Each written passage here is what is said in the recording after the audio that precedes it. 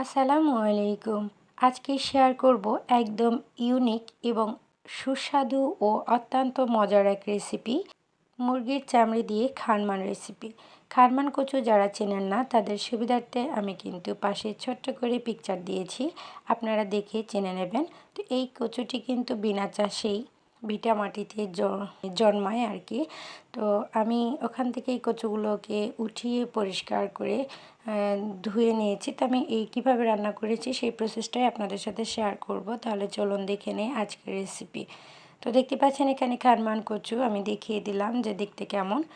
আর এগুলো আমি কুচি করে কেটে নিয়েছি, সাথে দিয়েছি কয়েকটা পটলগুলো আমি আঁচড়িয়ে নিয়ে 4 ফালি করে কেটে নিয়েছি। আর এখানে ভাপ দিয়ে নিয়েছি, তো আমি ভাপ দেওয়াটা আপনাদের দেখালাম না। তো এখন আমি প্রথমে মুরগির চামড়িগুলো আর কি কষিয়ে নেব। এই জন্য কড়াইয়ে পরিমাণ মতো সরিষার তেল, কাঁচামরিচ, তেজপাতা দিয়ে দিয়েছি।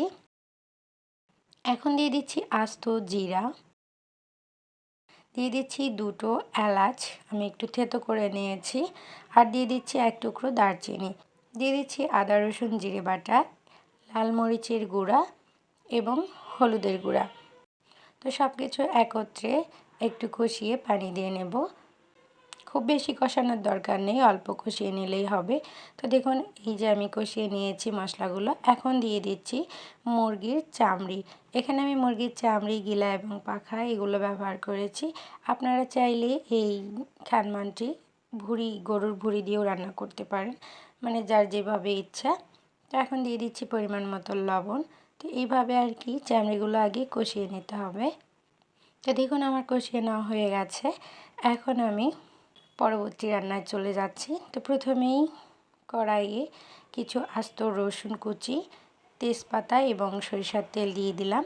তো এখানে আপনারা সয়াবিন তেলও ব্যবহার করতে পারেন। তো আমি দিয়ে দিয়েছি আস্ত জিরা, আর এখন দিয়ে দিচ্ছি আগে থেকেই সেদ্ধ করে রাখা খানমান কচু। তো এগুলো একটু নেড়ে চেড়ে আমি পরবর্তী মশলাগুলো অ্যাড করে দিচ্ছি। দিয়ে দিচ্ছি লাল মরিচের গুঁড়া, আদা রসুন বাটা, হলুদের গুঁড়া। তো এখন এইভাবে নেড়ে চেড়ে কিছুক্ষণ কষিয়ে নেব। সেই সাথে দিয়ে দিচ্ছি আস্ত কিছু রসুন। আস্ত রসুনটা ব্যবহার করলে এই খাবারটি খেতে অনেক টেস্টি হয়। তা আপনারা চেষ্টা করবেন আস্ত রসুন দেওয়ার জন্য। তো কিছুক্ষণ নেড়ে চেড়ে কষিয়ে নিয়ে কিন্তু আমি আগে থেকেই কষানো চামড়িগুলো দিয়ে দিয়েছি। আর এভাবে নেড়ে চেড়েই দেখুন আস্তে আস্তে কিন্তু কালারটা চেঞ্জ হয়ে যাবে। তো আমার রান্নাটি হয়ে গেছে, আর দেখতে পাচ্ছেন ফাইনাল লুক।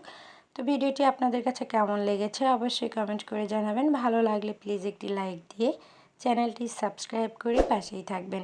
দেখা হবে অন্য কোনো নতুন রেসিপি নিয়ে। সে পর্যন্ত সবাই ভালো থাকবেন, সুস্থ থাকবেন, এই দোয়া রেখে আজকের মতো বিদায় নিচ্ছি। আল্লাহ হাফিজ।